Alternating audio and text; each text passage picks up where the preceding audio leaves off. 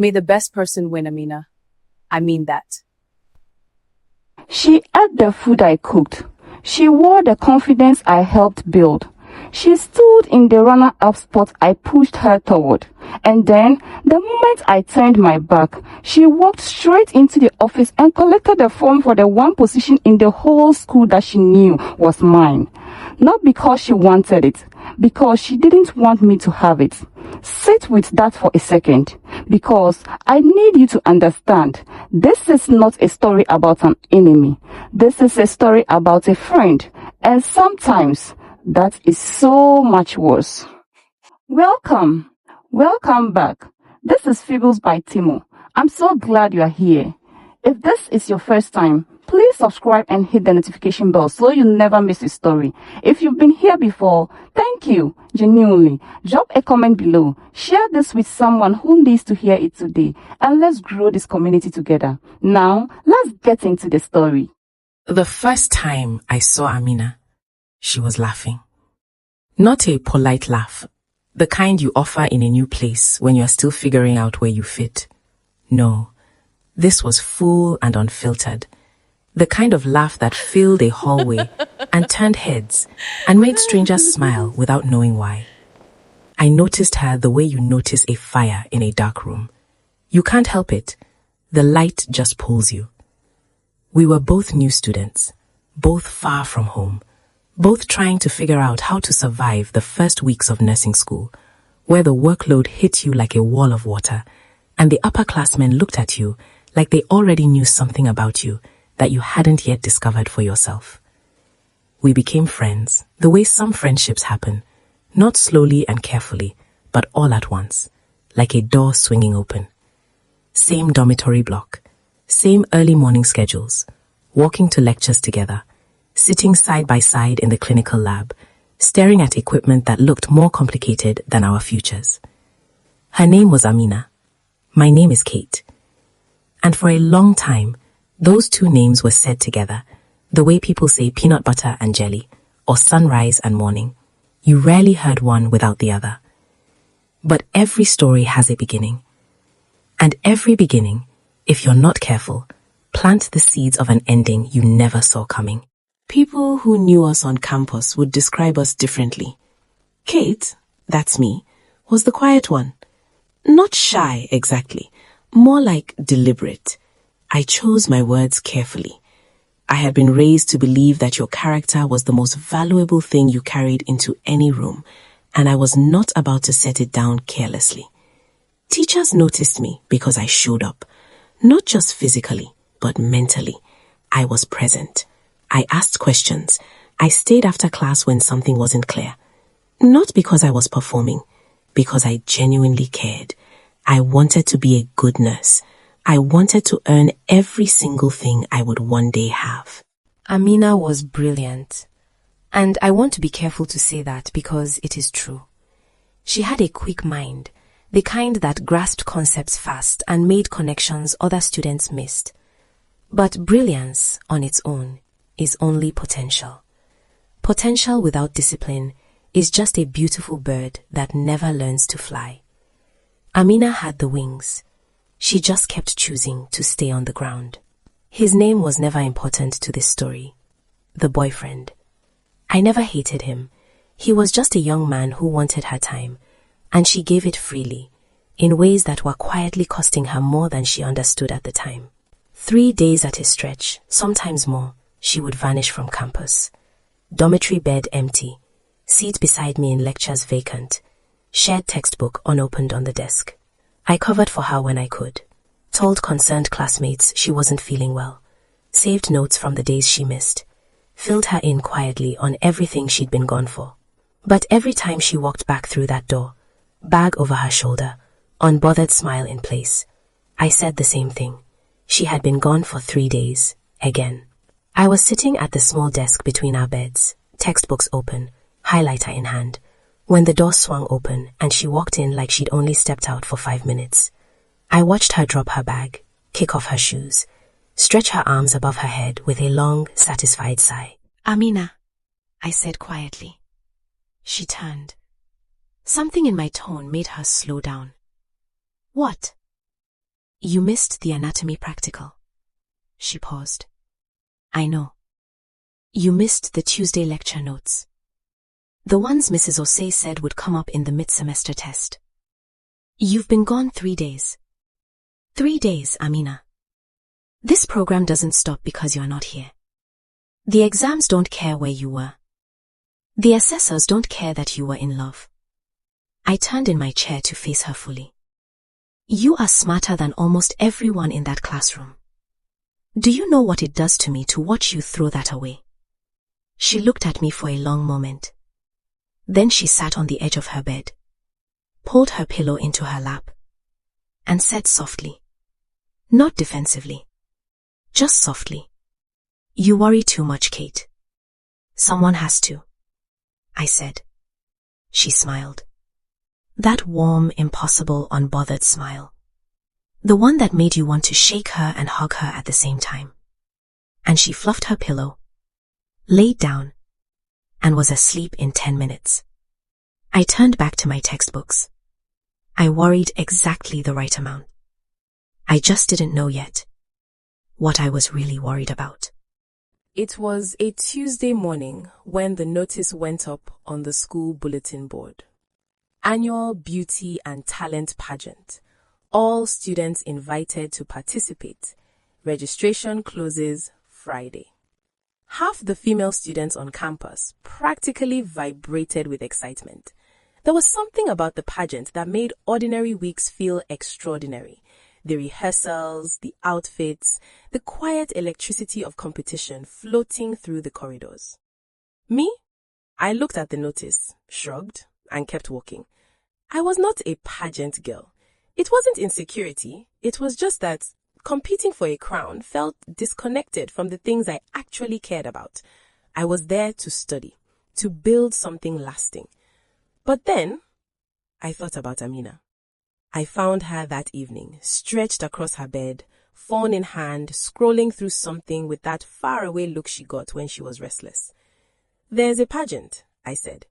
I know. You should enter. She looked up. Why?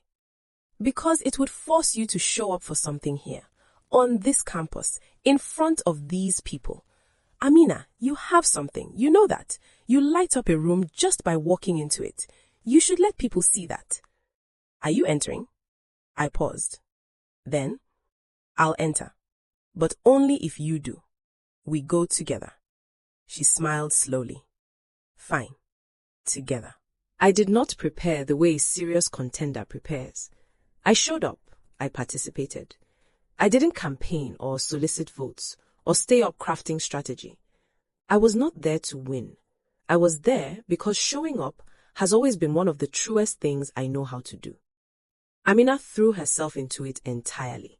She rehearsed her walk until it was effortless, polished her talent segment until it shone, wore her outfits like she had been born into them, and there was a confidence about her during competition week that I had never seen from her in any classroom. This, I thought, watching her from the wings, this is what she looks like when she is fully present. The night of the pageant, the hall was warm and full.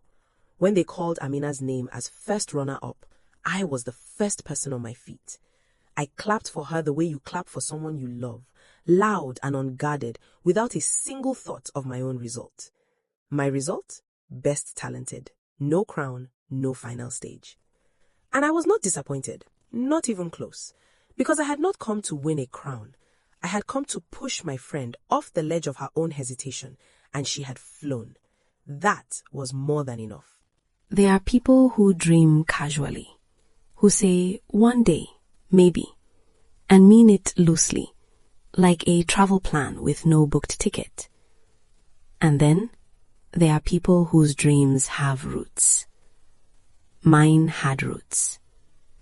From my first month in that school, I had been watching the women's commissioner. The way she moved through campus with grounded authority. The way students came to her with problems. Housing disputes, unfair treatment, safety concerns, and she listened and acted and followed through. The way she made the title mean something beyond itself. I wanted that role. Not for the prestige, because I believed I could do it well. I introduced myself to the outgoing women's commissioner in my second semester. I asked about the role, what it required, what the hardest parts were. She looked at me with the slow recognition of someone seeing a successor in a young face. "You'd be good at this," she said simply. I did not forget that. I began to live accordingly. Deliberate uniform, polite conduct, respect for everyone, lecturers, administrative staff, the cleaning crew who moved through the corridors at 5 in the morning when the campus was still dark. I called them by name. I said good morning and meant it. Was I performing? No. I am asking you to trust me on that. It was simply who I had decided to be.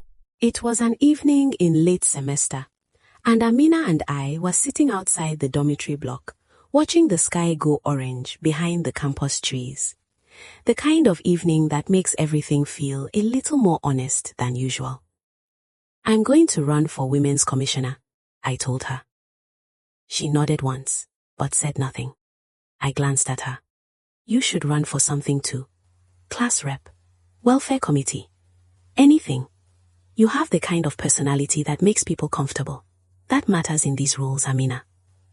She was quiet for a moment, picking at a loose thread on her sleeve. "I'm not really interested in any position, Kate." "Are you sure? Because in our final year you'll wish you had." "I'm sure." She said it gently, but firmly. "Final. That's your thing. Leadership, positions, committees. It suits you. I'm fine just being a student." I looked at her. There was nothing on her face that suggested anything other than what she'd said. No flicker. No hesitation. "Okay," I said. "What if you change your mind?" "I won't." We sat in silence after that. The sky darkened slowly. Cricket started up somewhere in the grass. Two friends, comfortable enough not to fill every quiet moment with words. I believed her completely. I think about that evening a lot. The community outreach program came near the end of the semester. A group of us were selected to travel to a rural facility for several days, assisting with basic healthcare, community support, manual work. The kind of assignment that looks meaningful on paper and is genuinely exhausting in practice. I signed us both up. Amina agreed without much enthusiasm. Fine. I will not pretend those days were comfortable. The work was hard. The conditions were harder. The gap between what we had trained for and what we actually encountered felt wide some days. But there were also moments of something I can only call purpose. Of looking into someone's eyes who needed help and having something real to offer. I cooked every morning before most of the team was awake. I cleaned. I organized. I did whatever work needed doing without stopping to ask whether it was assigned to me. When the facility needed something lifted, I lifted it. When something needed explaining in simpler language, I sat down and took the time. The staff noticed. The community volunteers noticed. Not loudly. Just in the way that decent people quietly acknowledge other decent people. A nod. A warm word. A hand on the arm when you are leaving. Amina did not cook. She did not clean. She did not lift. She received. She ate the food I prepared. Used the extra soap I had packed. Rested in the shade while others were still working. And I let her. I shared my provisions without being asked and without keeping score. At the time, I told myself this was simply what it meant to be a good friend. I was right about that. What I hadn't yet understood was that you can be a good friend to someone who is not being a good friend back. And the moment that gap becomes visible, it lands very, very hard. We came back to campus on a Thursday. By Saturday morning, the SRC election nomination forms were available. I woke early, dressed carefully, walked to the administration office and collected my form. Women's Commissioner. I held it in my hands and felt something warm and settle in my chest. 2 years. 2 years of building, showing up, living with intention. This was it. I was walking back across the courtyard when a cosmate fell into step beside me. She had the body language of someone carrying news they weren't sure how to deliver. "Kate, did you know Amina collected forms this morning too?" I kept walking. "For which position?" A pause. "Women's commissioner." I stopped. The morning continued around me. Birds, distant footsteps, the campus coming alive. But inside, something went completely still. I thought about the sunset conversation. I'm not interested in any position. I thought about 3 days of cooking and cleaning while she rested. About the pageant. About jumping to my feet the moment her name was called. About every time I had pushed her towards something she said she didn't want, while genuinely meaning it, while asking for nothing back. And then I thought about her walking into that office, this morning, without a word to me. I found her in the dormitory. She was sitting on her bed, the nomination form on the desk beside her, phone in her hand. She looked up when I walked in, and something shifted in her expression. A brief tightening, quickly smoothed over. I sat down on my own bed, across from her. I did not raise my voice. I want you to understand that.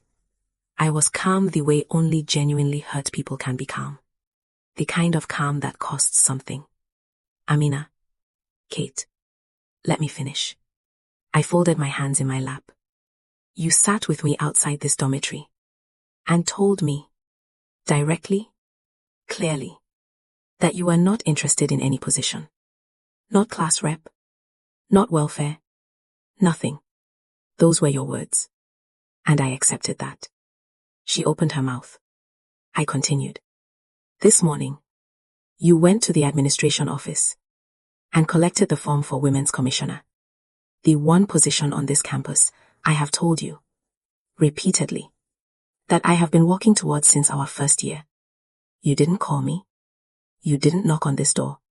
You just went and got it." Silence. She looked down at the form on her desk. Then, "People can change their minds, Kate. They can," I said. "But people who are real friends, say it out loud." More silence.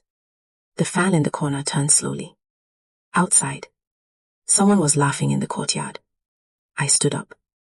"Here's what I'm going to say, and I mean it from the bottom of my heart." I looked at her steadily. "If you win this election, I will be genuinely happy for you. If I win, I hope you can say the same. We are friends. We are on the same campus. A win for either of us is a win for both of us." I picked up my bag. "May the best person win, Amina. I mean that." And I walked out. Behind me, I heard nothing. No response. No footsteps following. No voice calling my name. Just silence. And somehow, that silence said everything I needed to know about what was coming. What happened next, I didn't witness directly. I had it in pieces, from cosmates who came to me quietly, voices low, expressions uncomfortable. From the way certain conversations stopped when I entered a room, from small cold silences where there had been warmth. Amina was campaigning. Not for herself. Against me. She was moving through campus in small groups, sitting in corners of the canteen, gathering in dormitory common rooms, building something that looked like community, but was really the architecture of sabotage. And in every one of those conversations, the central subject was Kate. Kate is arrogant. Kate only pretends to be kind. Kate will be a terrible women's commissioner. If Kate wins, I will make her life on this campus impossible. I will make sure she cannot handle the position. I will make sure she regrets ever trying. I heard it all eventually. Every word. And I want to be honest with you about what that feels like.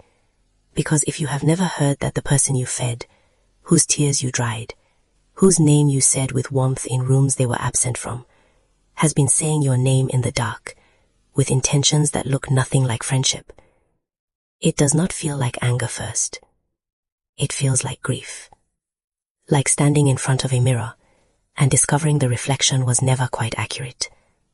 That the friendship you believed in was experienced by the other person as competition, as threat, as something to be managed and, when necessary, destroyed.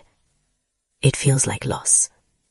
And then, slowly, it becomes something else. It becomes clarity.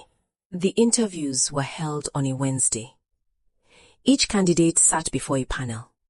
Senior staff, outgoing SRC executives, a student representative. They were asked about vision, plans, commitment, conduct, record. Amina went before me. I was not in the room, but I heard afterward that the questions were difficult. Attendance records came up.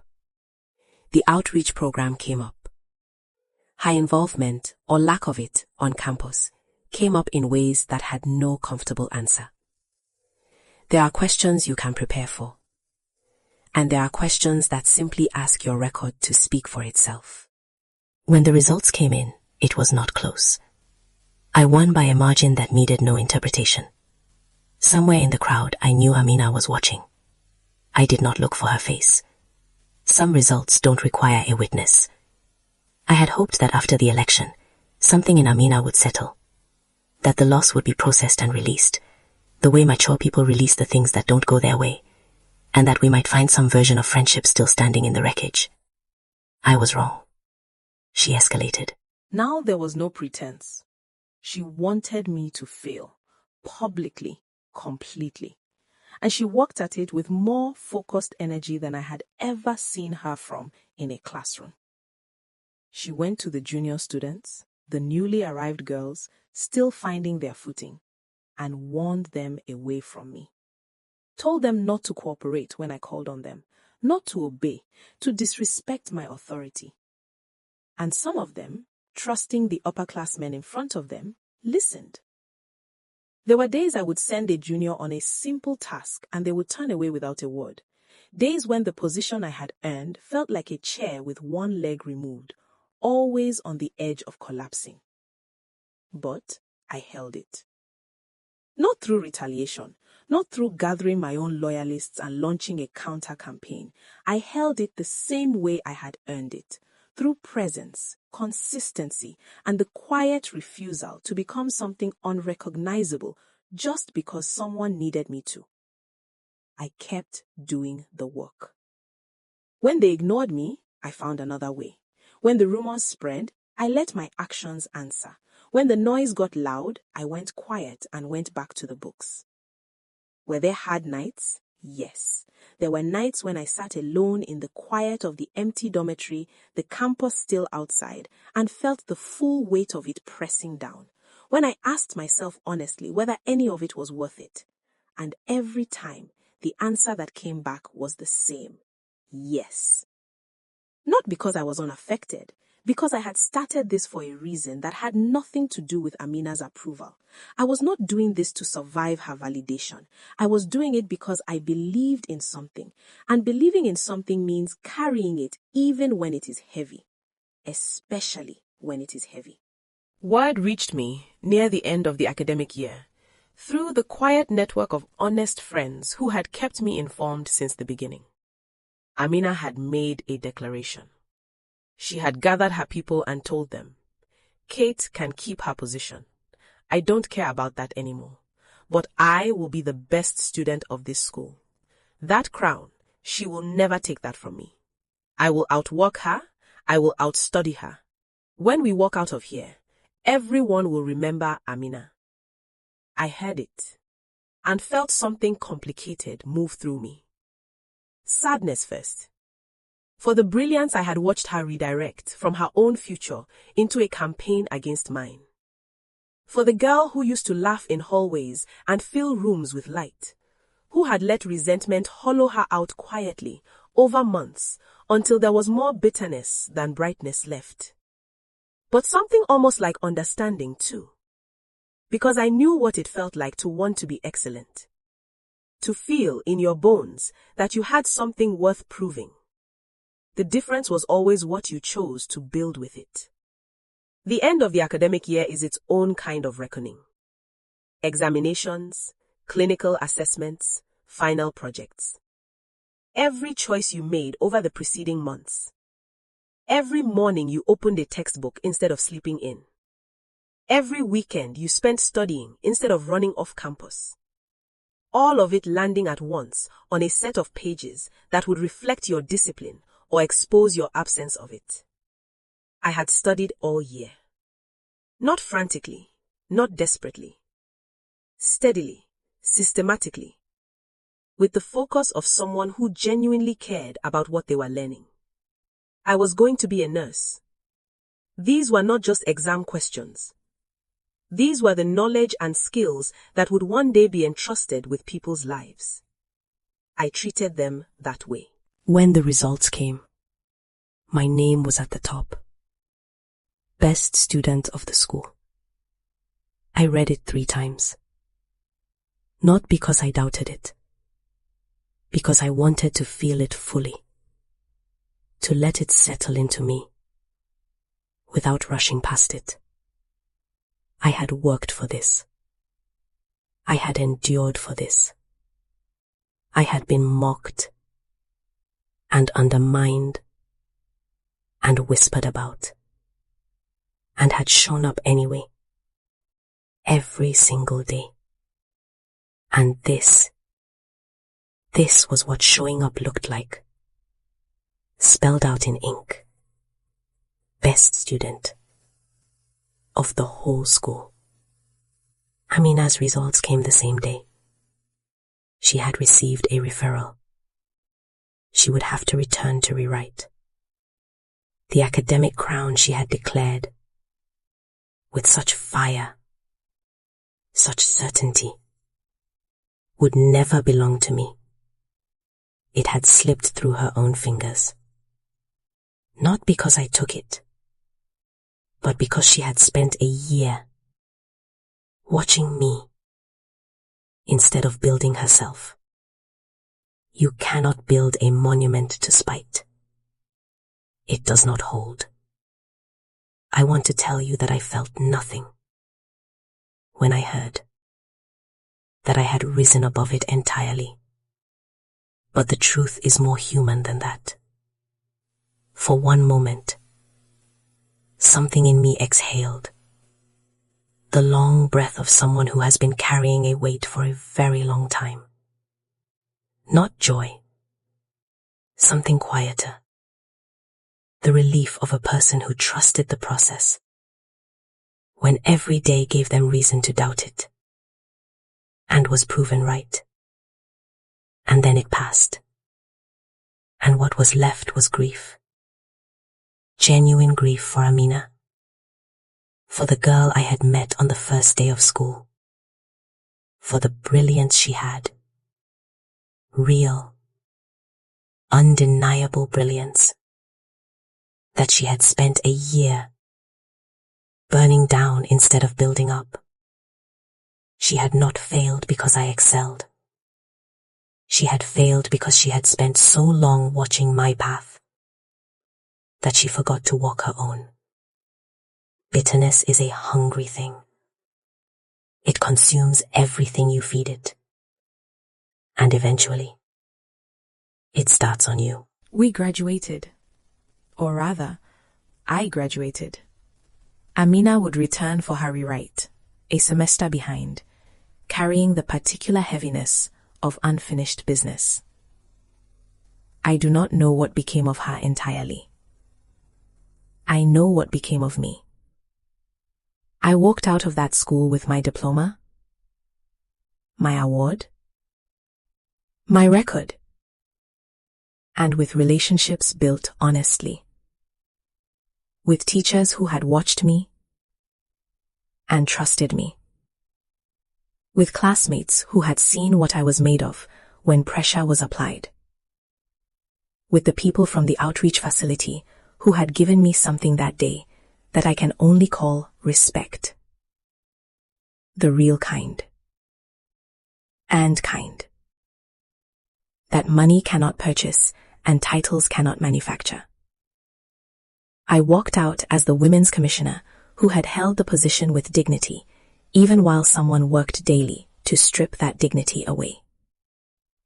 I walked out as the best student. And I walked out knowing something about myself that you can only know through fire. through the slow, grinding, unglamorous work of being tested and choosing, again and again, not to fail the test. I know what I am made of. I know it because someone tried very hard to unmake me. And I held. There is a version of this story where I am the villain, where my quiet confidence reads as arrogance, where Amina's resentment is a reasonable response to something I did without realizing it. I have sat with that version. I have examined it honestly. And my conclusion is this. I was not perfect. But I was consistent. I was kind. I was generous to a fault. Sometimes literally, in the sense that my generosity cost me things I didn't notice losing until they were gone. I pushed Amina toward every opportunity I could see for her because I believed in her. Not because I needed her to validate me. I wished her well after she betrayed me. And I meant it. If there is a lesson in all of this, I don't think it is about me. It is about what happens when you measure your worth against someone else's success. Amina did not struggle because I excelled. She struggled because she spent so long looking at my path that she stopped walking her own.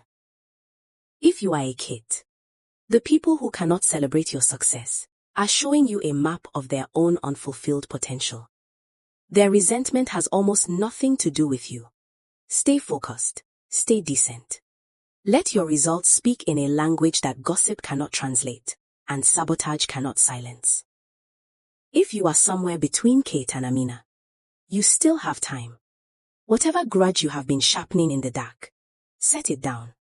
Not for the person you resent, for the version of you that arrived on the first day, full of hope and genuine potential. That person is still in there. Stop feeding the fire that is slowly burning them up. If you have been Amina, this is not a condemnation. It is an invitation. The referral is not the end. The loss is not the final word. There is still a path forward. But it begins the moment you stop looking over your shoulder at someone else's progress and ask yourself honestly what you are building. The best revenge is not equal suffering. It is a life that proves the noise wrong. Build that life. That is the whole instruction. She ate the food I cooked. She stood on the stage I pushed her toward. She collected the form for the position she knew was mine.